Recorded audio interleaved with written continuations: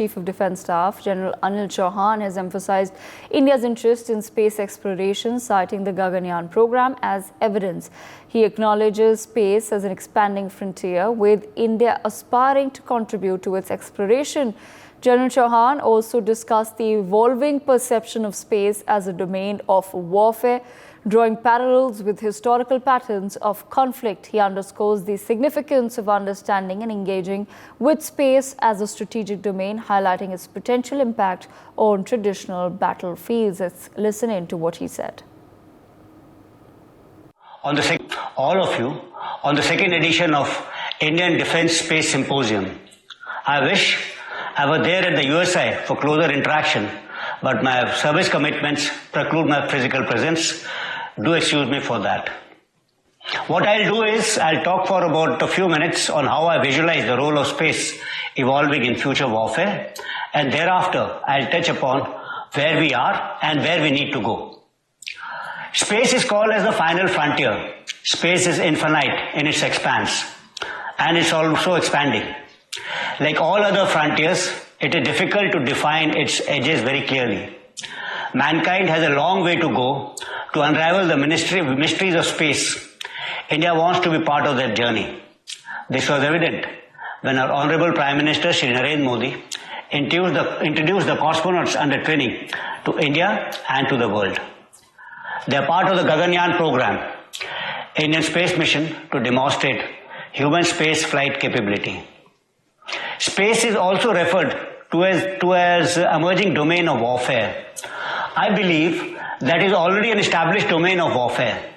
My belief is premised on the fast-paced development occurring in this particular domain. History of warfare has taught us that in any war, the initial contest generally occurs in a new domain. The new domain also influences the battle in older domains. For example, initially, the naval power was able to influence battles on land. Later, air power influenced war at the land and the seas. It's my belief that now space will cast its influence on air, maritime and land domains. There is, however, a subtle difference in the traditional domains of warfare and space. Combatants do not reside in space, unlike land, sea and air, where they live and fight. Currently, activities in space are controlled from land. This makes exploitation of space an interesting phenomenon. It's an uncharted territory where concepts of combat are yet to evolve and mature. Space is also a global common and must be used for the benefit of mankind. It being a global common, there can be no concept of sovereignty in space. The rules what constitute an infringement of national interest is also yet to evolve. Space requires capacity development not only in the physical domain, but also in development of new concepts. All this will require a legal and academic viewpoint and an approach. The development of legal and academic viewpoint is equally important for a developing nation like India. However, our voice can only be heard once we emerge as a major space power with proven capabilities. India has proven its nascent capabilities in position and timing, ISR, comment. It is now on the verge of expanding it further. SBS-2, NAVIC, experimental alien satellite, and dedicated communication satellite for defense are already a reality. Larger projects on these are on the anvil and the horizon. Meanwhile, Navy Chief Admiral R. Hari Kumar has also highlighted India's advancing space sector, noting Elon Musk's upcoming visit and recent government policies facilitating foreign investment. He's emphasized the nation's momentum towards self-reliance in space technology, likening it to transcending barriers. Admiral Kumar suggests that India is rapidly progressing towards achieving significant milestones in space exploration, driven by favorable policies and strategic partnerships. Let's quickly listen into what he said. To collaborate with Bharat. So with Elon Musk's impending visit and the Government of India's announcement of the 100% FDI for components, systems, subsystems, and the 49% FDI for launch vehicles and associated systems and subsystems.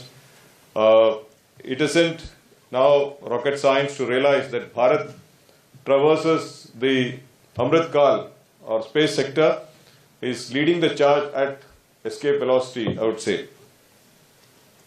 So, 4 decades of my career in white uniform, whenever I stood on the bridge of a ship at sea and gazed at the distant horizon, I was always fascinated by the seamless merging of the sea, sky, and space at infinity.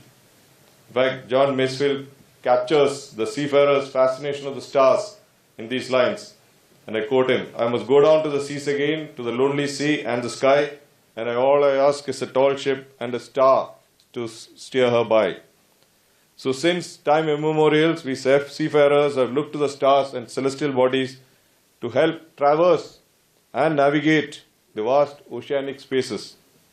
Astronavigation thus makes each and every seafarer an astronaut. For more such videos, subscribe to the NewsX YouTube channel, hit the bell icon.